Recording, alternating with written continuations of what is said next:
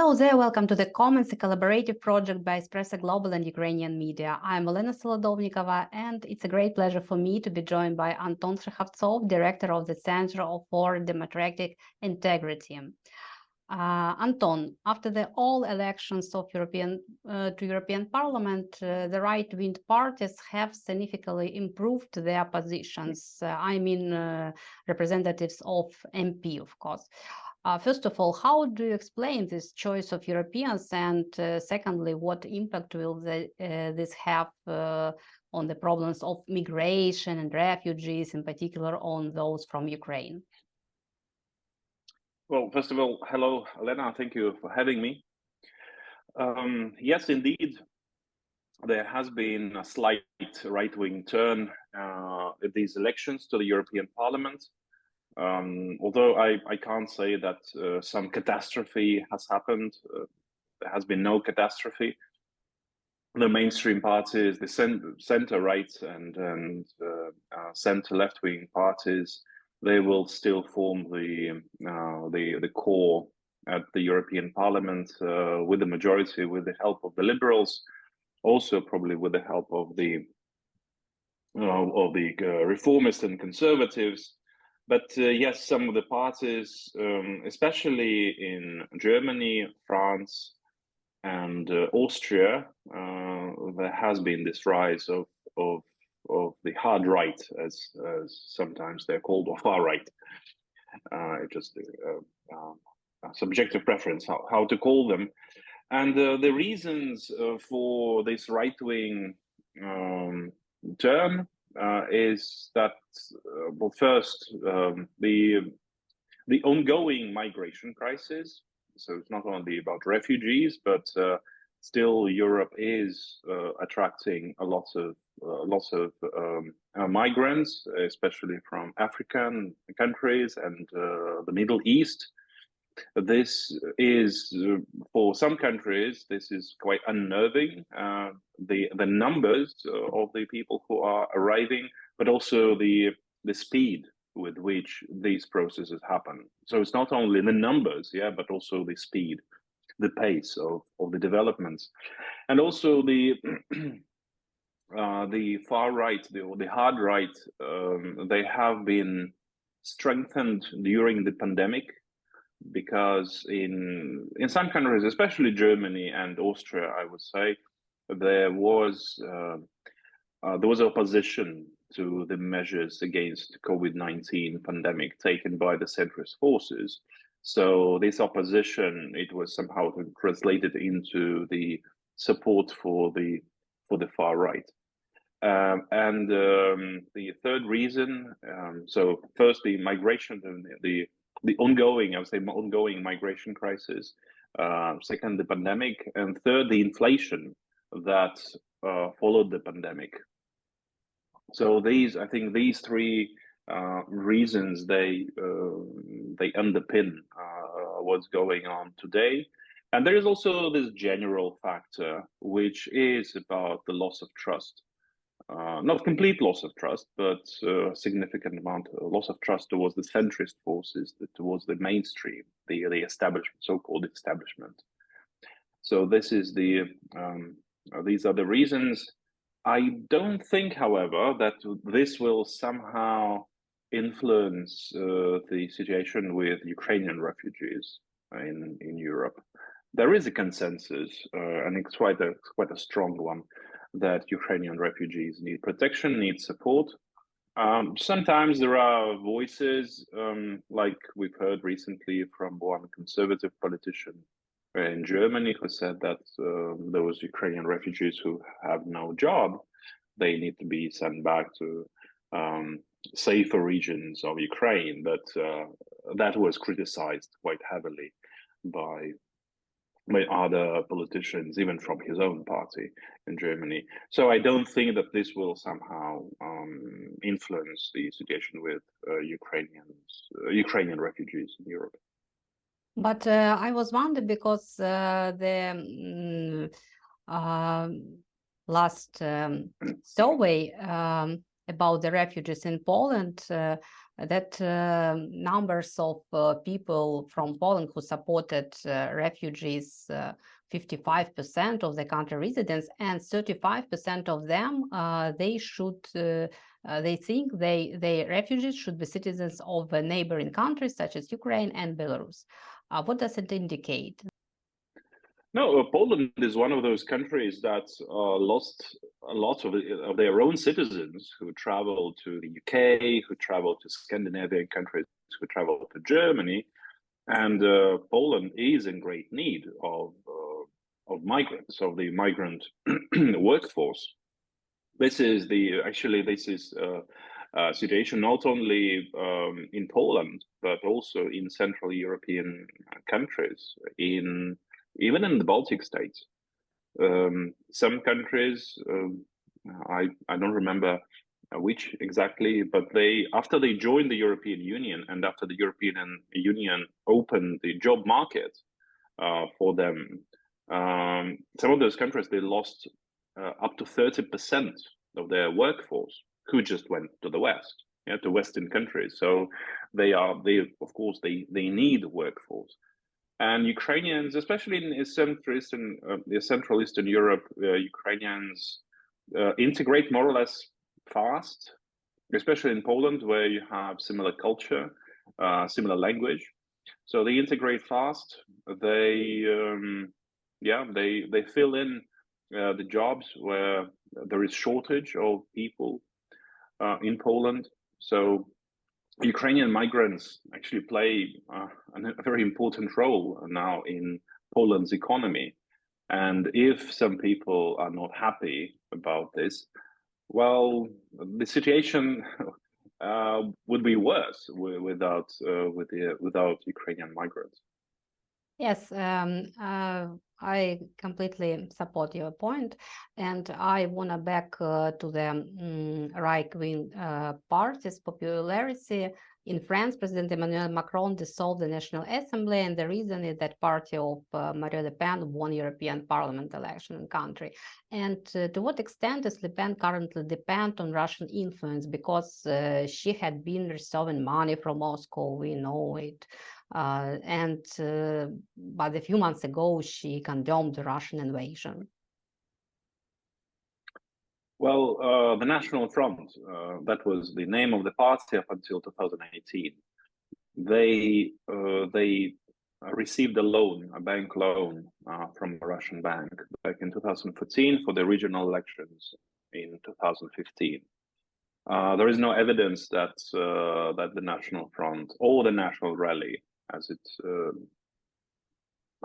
new name in 2018, that they received any more support from the Russians, at least in these numbers, because that was 9 million euros, 9.4 million euros. But there is no evidence that they received any other substantial assistance. Marine Le Pen, she herself, she is not the same Le Pen as 10 years ago. She condemned the Russian invasion on the day when it happened, on the 24th of February 2022. She condemned this in unambiguous terms. It doesn't mean that she dramatically changed her opinions about foreign policy, but there is also no indication that she is going to go against mainstream positions on Ukraine and France. Macron's position about overwhelming support for Ukraine, it is a mainstream position, but there are other mainstream positions. For example, so in the opinion of Le Pen, Ukraine needs to be supported, but apparently they're not very eager about military support, right? So I don't know how this will change, because Macron stays as president, and foreign policy in France is dependent on president mostly. They have this very difficult time in it's called cohabitation in French, when the prime minister and president they belong to different political camps. So they will have this very difficult time, but at least major decisions will be taken by Macron. So mostly, if they form the government, if Rassemblement National Rally, if they form the government, it will mostly about domestic politics, and they will have their own huge problems. Indirectly, that could influence France's role in the EU. The problem essentially in the EU is that there are no leaders. There are these countries, there are big countries, there are smaller countries, but nobody is taking any lead. Macron was one of those leaders who, unlike many other French leaders, was happy to pose at the background of the European flag. But now he's in trouble back home, and that will surely undermine this leadership role that France has, and make things worse, so to say. But as for influence, getting back to your question, I don't think that Le Pen is, at least nowadays, somehow significantly influenced by the Kremlin. I can't even see what they can offer to her.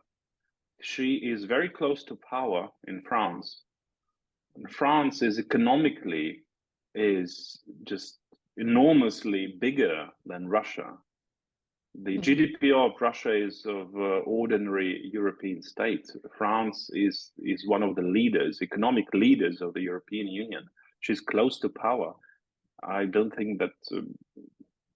I can't imagine what influence the Kremlin can have on the probably even future leader of France. Yeah, and what do you think about that figure of Viktor Orbán? Because for Ukrainians, that is like a wet blanket.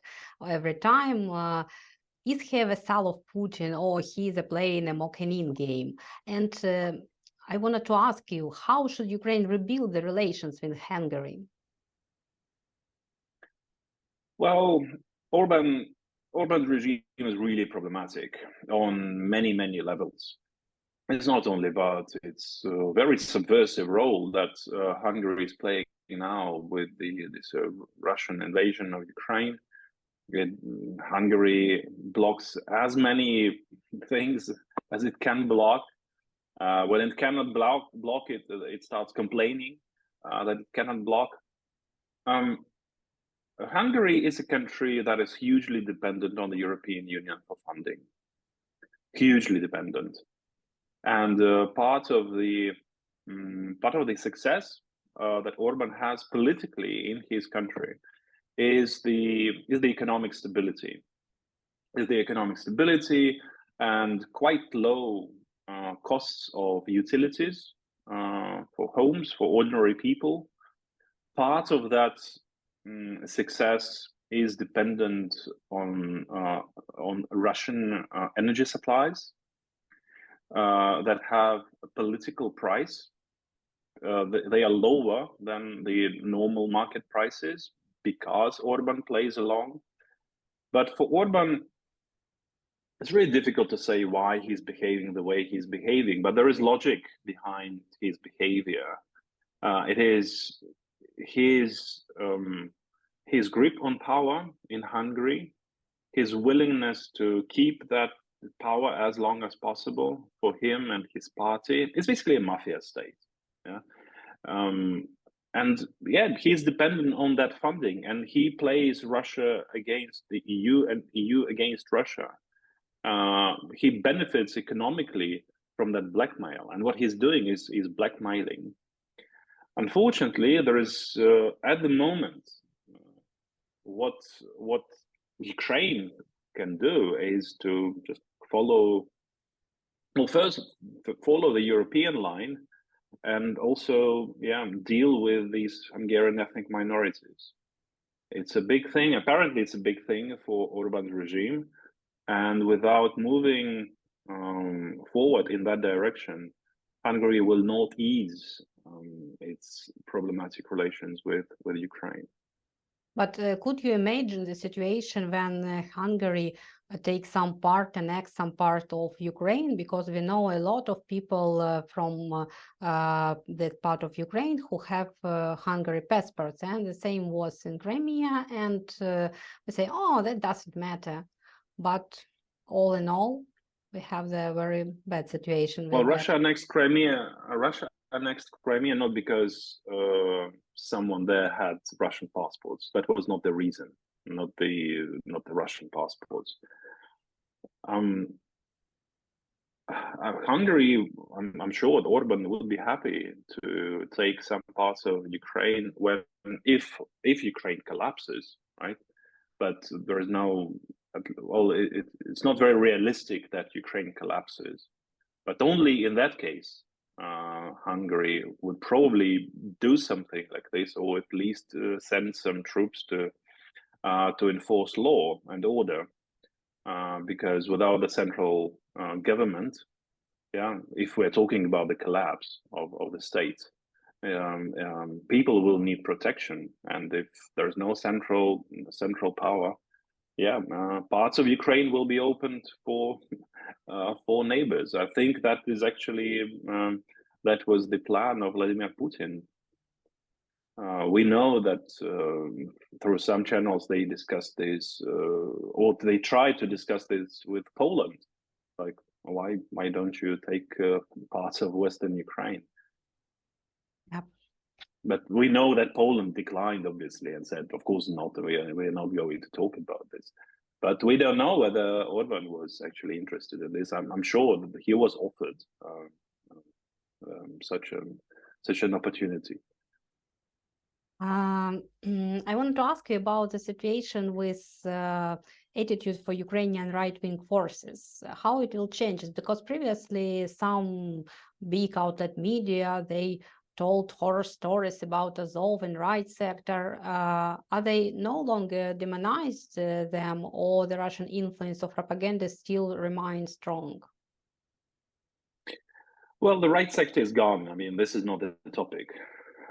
I don't think that it actually exists even in Ukraine. It was always a very strange movement, too heterogeneous. There was two different people in there. As for Azov, it has become less problematic. This unit, although in some press, but mostly in the far left media, they would still talk about Azov and some other formations. But usually in the mainstream media, it doesn't have that. So the picture has changed. The reputation of Azov as a fighting unit has changed, especially after Mariupol, of course. So it's more or less fine now. Okay, from your perspective, how will European Parliament elections affect to support for Ukraine? I mean, the weapon, of course. Well, the issue of weapons, it's not decided by the European Parliament, really. Weapons, the issue of weapons, it's mostly decided by governments, by national governments. So I don't see that the European Parliament, the elections or the changes in the European Parliament will have any considerable effect on Ukraine. Anything? They talk only about the situation with climate change and something else, not about the war. They adopt resolutions which have a role of recommendations for national governments, but now also the European Commission, which is an executive branch of EU's power, their position will be important. But now we don't know yet who will be in charge of the European Commission. Most likely von der Leyen will stay, so things will stay the same. If she's not there,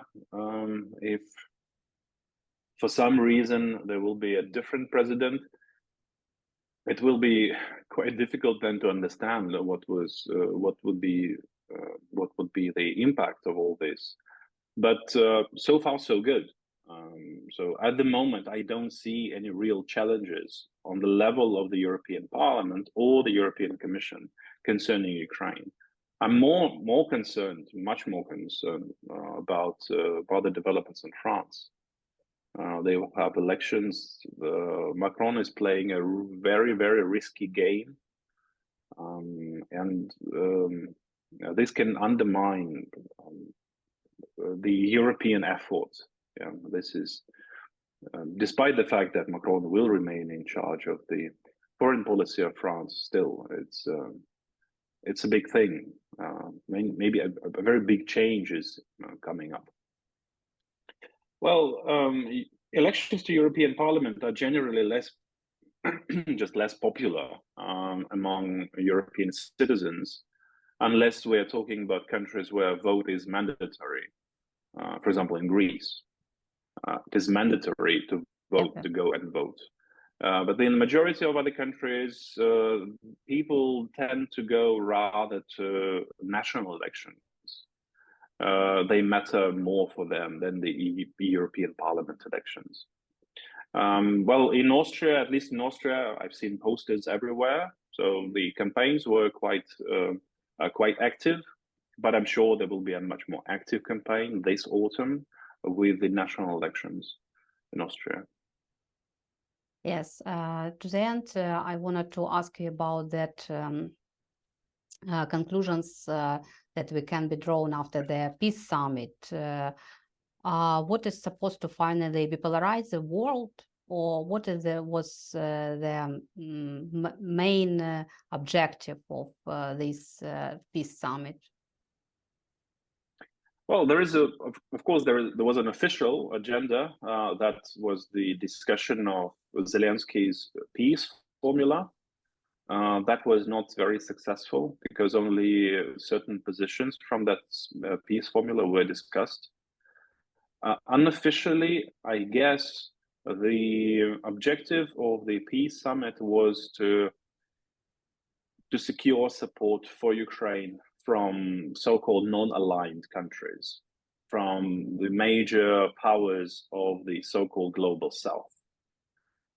China was, of course, a very important objective to get them on board. So this hasn't worked, unfortunately. But also, unfortunately, we don't see signatures for this declaration that was adopted by the peace summit from the countries such as India or Brazil, yeah, and maybe some other as well, also important African countries. So that was not exactly what can be called success. But what Zelensky started, what his office started with this peace summit and the formula. It's a very, very difficult process. It's a very long road to success. It was a good first step. It was an important step because this is the direction that Ukraine needs to go. Just needs to go. It has no other choice.